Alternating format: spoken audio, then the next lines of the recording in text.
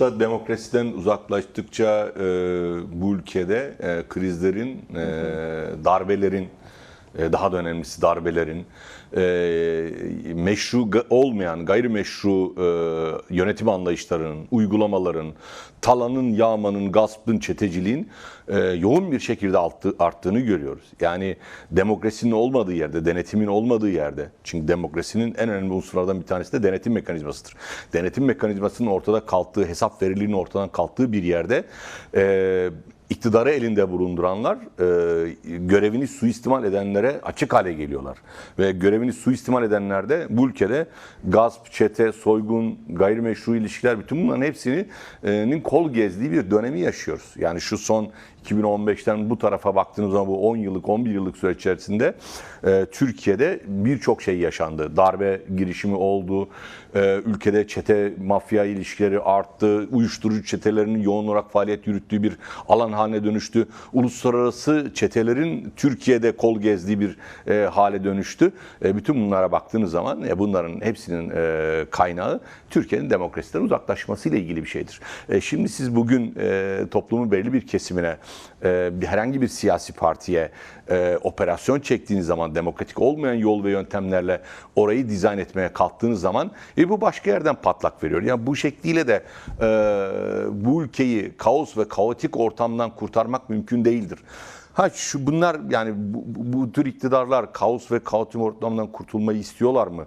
Hani bu da ayrı bir soru. Çünkü bir takım insanlar da kaos ve kaotik ortamdan besleniyorlar. İktidarlarını, varlıklarını bunun üzerine kuruyorlar.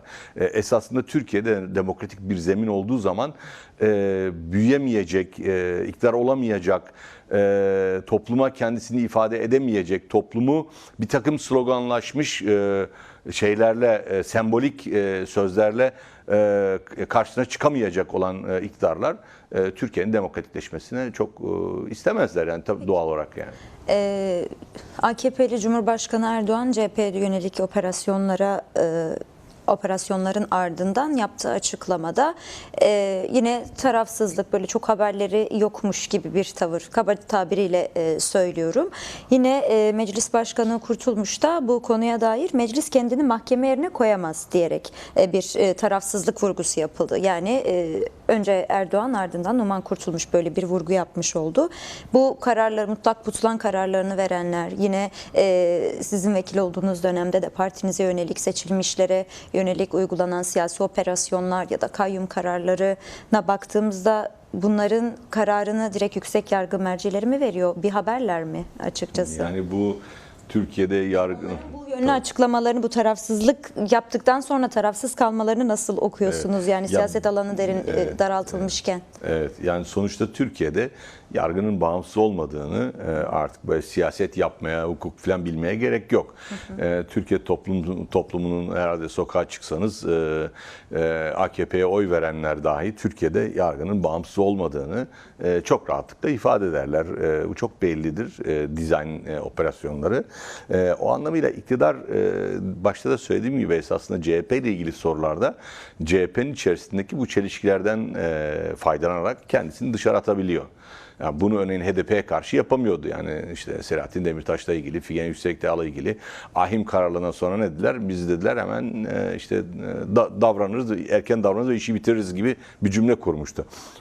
Yani dolayısıyla orada doğrudan müdahil olduğunu itiraf etmek zorunda kalıyordu ya da doğrudan müdahale ediyordu. Burada CHP içerisindeki aparatları kullanıyorlar. O çelişkiden faydalanıyorlar. Dolayısıyla kendilerini dışarı atabiliyorlar. Dışarıdaymış gibi konuşabiliyorlar ama bu hiçbir gerçekliği söz konusu değil. Yani böyle değil. Çünkü mesele hakikaten kongrelere müdahale meselesi filan, bunlar üzerinde değil. Daha önce bu MHP üzerinden de yapıldı biliyorsunuz yani. Devlet Bahçeli de işte bu operasyonlar sonucunda MHP o zaman kongreye gidiyordu 2015 sonrasında ve akabinde işte Meral Akşener ve ekibi adaydı, birçok aday vardı.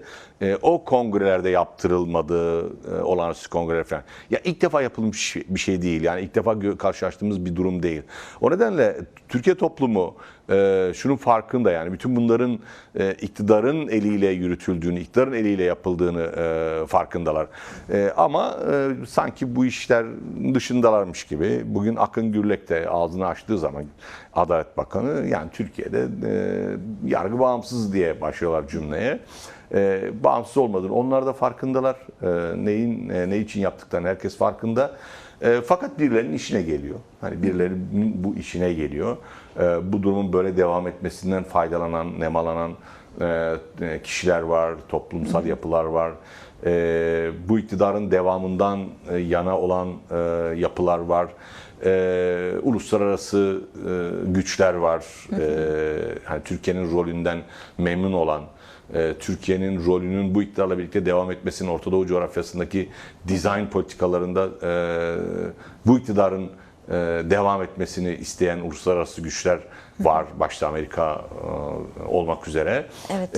Dolayısıyla bu işler böyle normal seyrinde giden, yargının bağımsız bir şekilde işleyişinin sonucu olmadığını hepimiz farkındayız. Ama rolü böyle oynamak durumundalar. Siz zamanında Bahçeli ve o dönemki parti içine yönelik de benzer bir girişimin olduğundan söz etmişken, bugün kendi grup toplantısında Bahçeli bir sağduyu çağrısı yapmış oldu. Yani iktidar kanadından yapılan açıklamalara daha ters yönlü bir açıklama yaptı. Cumhuriyet Halk Partisi'nin bölünmüş olma algısı oluşturulmaya, hatta meşrulaştırılmaya çalışıldığına şahit oluyoruz demiş. Unutulmamalıdır ki yaşanan bölgesel gelişmeler ve sürece terörsüz Türkiye süreci, yine ismini vermiş, ortak akıl ve güçlü siyasal kurumlara her zamankinden daha fazla ihtiyaç duyulacaktır diye bir çağrısı olmuş. Şöyle, Devlet Bahçeli'nin farklı bir bakış açısı var. Yani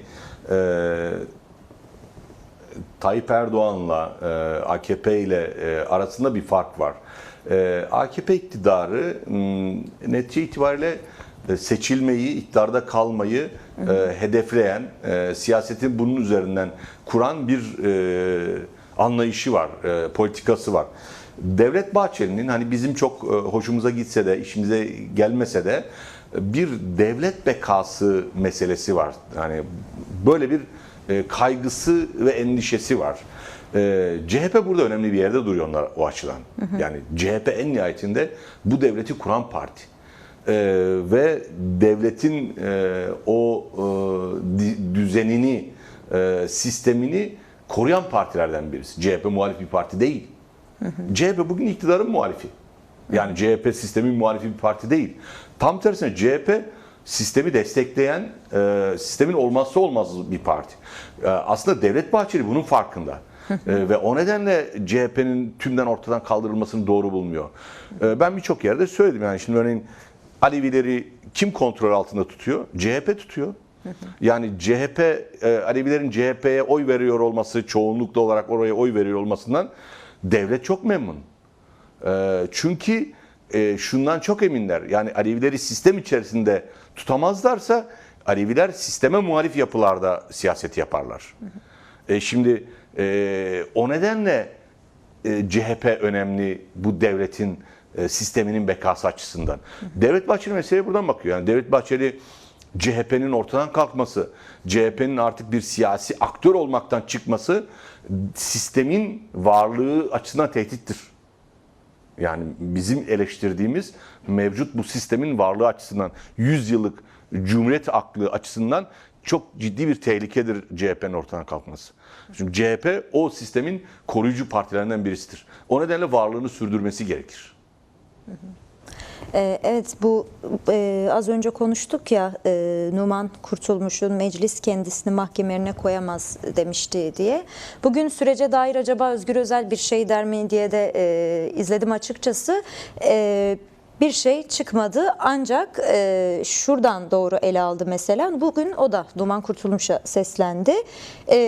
Değerli izleyenlere de hatırlatayım okurken aynı zamanda. Buradan meclis başkanı başkanlığındaki komisyonda ortaklaştığı, altına hep beraber imza attığı Anayasa Mahkemesi kararları uyulmalıdır, ahim kararlarına uyulmalıdır diyen 6. maddeyi bir kez daha hatırlatıyorum. Önümüzdeki günlerde tüm ahim ve AYM kararlarının zaman geçirilmeden uygulanacağı bir süreç için meclisteki tüm milletvekillerini attıkları imzaya, kaba bir ifade çok söylemek istemiyorum ama o söylediği için belirteyim, namuslarına sahip çıkmaya davet ediyorum demiş. Böyle bir sürece ilişkilendirebilir miyiz, yoksa sadece 6. madde üzerinden de bir şey söylemesi ne anlam ifade ediyor? Yani sonuçta 6. madde komisyonun raporunun bir maddesi. Dolayısıyla süreç için kurulmuş komisyonun bir raporu bu rapor. Dolayısıyla bağlar tabii ki, yani bu süreçle ilgili söylemleri bağlar. Doğrudur, yani sonuçta ortada bir komisyon var ve o komisyonun Numan Kurtulmuş'un en başta buna sahip çıkması gerekiyor. Meclis Başkanı olarak onun başkanlığında kurulmuş bir komisyon ve onun altında imzası olan bir raporla karşı karşıyayız. Yani dolayısıyla bu raporun 6. maddesi de 7. maddesi de gereği yerine getirilmesi gerekiyor. Zaten hani şöyle bir şey var. Yani Cumhuriyet CHP'ye ilişkin operasyonları değerlendirirken şunu da atlamamak gerekiyor. Ya bu Kılıçdaroğlu'nun başkanlığındaki bir CHP bu sürece komisyona üye vermezdi yani. Bunu biz yaşadık yani geçmişten ki süreçlerde de yaşadık. Cumhuriyet Halk Partisi Kürt siyasi hareketiyle hiçbir zaman anılmak istemedi. Yani Kılıçdaroğlu açısından söylüyorum. Hiçbir zaman anılmak istemedi. Yan yana durmak istemedi. Yan yana fotoğraf vermekten kaçındı. Kürt siyasi hareketin bütün partileri Kılıçdaroğlu kazansın diye sahada koşturduk yani hepimiz. Birçoğumuz vekilliğimizden olduk. Yani en az 10-12 vekil kaybettik biz Kılıçdaroğlu'nun adaylığı yüzünden. Onu desteklediğimiz için teknik şeyler tabii birçoğu da bir oy ona meselesi üzerinden de sonuçta oldu bunlar bir kısmı da. Ama netice itibariyle bütün bunların karşısında Kılıçdaroğlu Özgür Özel ekibi kadar cesur davranamadı yani. Yani bu kadar açık desteğe rağmen, o kadar açık verilen çalışmaya rağmen o kadar cesur değildi. Dolayısıyla sürece açısından da değerlendirdiğimiz zaman komisyona üye dahi vermezlerdi yani. Bunu farkındayız. Geçmişteki süreçten de biliyoruz. Özgür Özel ve ekibi bu konuda daha cesur adımlar atıyor ve şunun farkındalar aslında. Özgür Özel ve Ekrem İmamoğlu ekibi şunun farkındalar. Yani Kürt siyasi hareketinin bir bütün olarak birleşik sosyalist mücadelenin desteğini almadan Türkiye'de hem iktidar olmak mümkün değil hem de meşru bir zeminde bulunmak mümkün değil. Yani bütün bunların da farkındalar. O nedenle esasında bugün Özgür Özel ve ekibine yapılan operasyon bir taraftan da bu sürece yönelik bir operasyon olarak da değerlendirmek gerekiyor. Yani çok hedefleri bu olmasa dahi, yani bunu gözetmemiş olsalar dahi burayı etkileyen bir şey. Yani gittiğimiz her yerde artık gündem süreç değil yani. CHP ve yapılan operasyonlar. Yani bütün bir defa gündemi değiştirdi. Esasında şu anda Türkiye'nin birincil gündemi esasında bu tür operasyonlarda ortadan kaldıracak olan demokratikleşme zemini olması gerekirken toplumun bunu konuşuyor, bunun üzerinden değerlendirmeleri yapıyor olması gerekirken bu müdahalelerle Türkiye'deki gündem değişti. Yani toplumun, halkın arasına girdiğiniz zaman artık birinci gündem şu anda tümüyle CHP'ye yapılan operasyonlar üzerinden yürüyor. Evet. O nedenle hani Özgür Özel'in grupta söylemiş olduğu 6. madde, yani biz de söylüyoruz işte 7. madde, bütün oradaki raporun gereğinin yerine getirilmesi gerekiyor ki artık Türkiye'nin bu tür felaketlerden, bu tür badirelerden kurtulabilsin. Evet. Yani bunun zemini şüphesiz ki demokratikleşme, onun zemini de bu sürecin doğru ilerlemesiyle birlikte olacak şeyler. Esasında AKP iktidarı muhatapsız bir süreç yürütmeye çalışıyor. Yani süreçte bir muhatap yokmuş gibi tek başına kendisi hani terörsüz Türkiye adı altında bir karar vermiş gibi bu kararı da kendisi kendi takvimine göre uyguluyormuş gibi böyle bir süreç yürüttüğünü oluşturmaya çalışıyor, algı oluşturmaya çalışıyor. Kendi tabanı açısından belki bunu yapmaya çalışıyor. Ama hani bu iş böyle olmaz. Dünyanın hiçbir yerinde böyle olmadı yani. Bu işin bir muhatabı var. Sayın Öcalan da bu işin bir muhatabıdır ve baş müzakerecisidir. Şimdi bunu kabul etmeden, bunu görmeden, bu yokmuş gibi davranarak yürütmeye çalıştığınız süreçte başarılı olamıyorsunuz. Yani o yüzden de süreç bir sürü yerde tıkanmalara yaşıyor.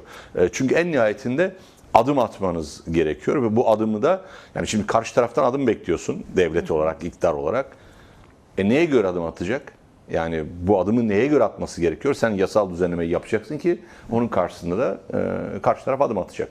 Muhatap yokmuş gibi davranmaya kalktığın zaman da böyle ortada kalıyorsun. Yani işin içinden çıkılamaz hale geliyor. Öncelikle iktidarın, yani MHP açısından bunda böyle bir sıkıntı yok.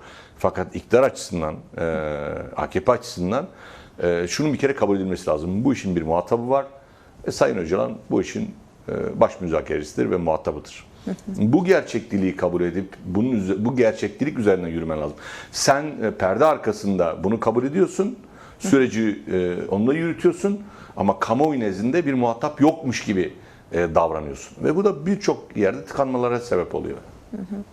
Bu tıkanmalar nasıl aşılır diye bir soru sormak istiyorum ama şu yönlü. Sizler HDP olarak süreci baştan beri sahipleniyorsunuz. Yani HDP'nin var olma süreci ve kendi iç tüzüğü de yerelden tüm topluma uzanan, demokratik hak talebi arayan herkesin yanında olmak ve bu yönlü bir mücadele geliştirme hattı olarak kendini belirtiyor. O yüzden şunu sormak istiyorum. Yani bir HDP eş sözcüsü olarak da HDP adına bu süreç nasıl toplumsallaşır? Peki bu yönlü eksiklikler eleştirilirken böyle nasıl bir hat oluşturulabilir? Yani şüphesiz ben şunu çok dile getirdim. Burada da tekrar edeyim. Esasında bu süreç tümüyle bizim sırtımızda. Yani yükü bizim sırtımızda. Hani bizden kastım HDP ve bileşen yapıları, DEM Parti, bizim yapılarımız. Niye bizim sırtımızda? Yani işte 2013-2015 sürecinde bir akil insanlar heyeti vardı. Bunlar devletin imkanlarını kullanarak illerde, ilçelerde, bölgelerde toplantılar yapıyorlardı. Ve vali topluyordu bütün sivil toplum kuruluşlarını, hepsini bir salonda. Akil insanlar heyeti gidiyordu, sorularını soruyordu, cevaplarını alıyorlardı. Yani bir süreç tartışması toplum nezdinde de yaşanıyordu yani. Şu an bu süreç böyle yürümüyor. Ya bu bizim sırtımıza kalmış durumda. Yani toplumla buluşturma, süreci toplumla buluşturma kısmı bizim sırtımızda. Bir ara MHP bunu yapmaya çalıştı ama o da kendi söylemleriyle ve diliyle bunu yapıyor. İşte terörist Türkiye algısı üzerinden. Şimdi o nedenle biz HDP olarak yani göreve geldiğimizden bu tarafa Meral Danış Beşiktaş'la birlikte zaten süreç adımı atılmıştı. Hani başlamamıştı. Yani 1 Ekim adımı atılmıştı ve biz Kasım'ın 3'ünde de biz göreve geldik.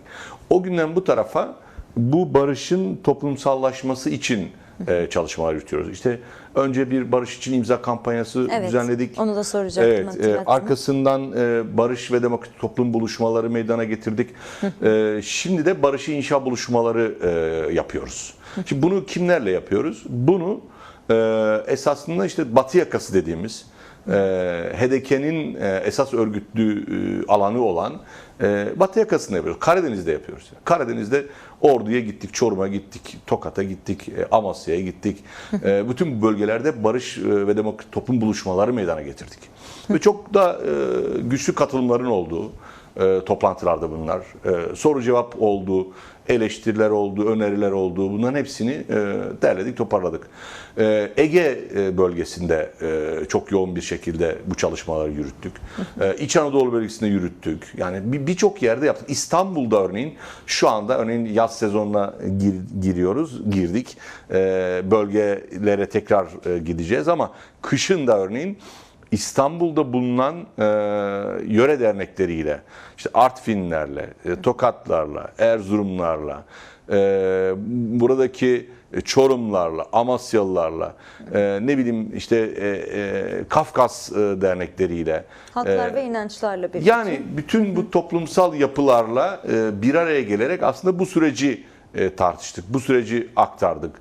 Çünkü sürecin bilinmeyeni çok fazla. Hele bu kesimler tarafından. Toparlayalım aynı zamanda. Evet, çünkü bu kesimlerin beslendiği kaynaklar, izledikleri televizyonlar ve bunların izledikleri televizyonlar, TürkSat üzerinden yayın yapan televizyonlar da bu sürecin karşısında yani.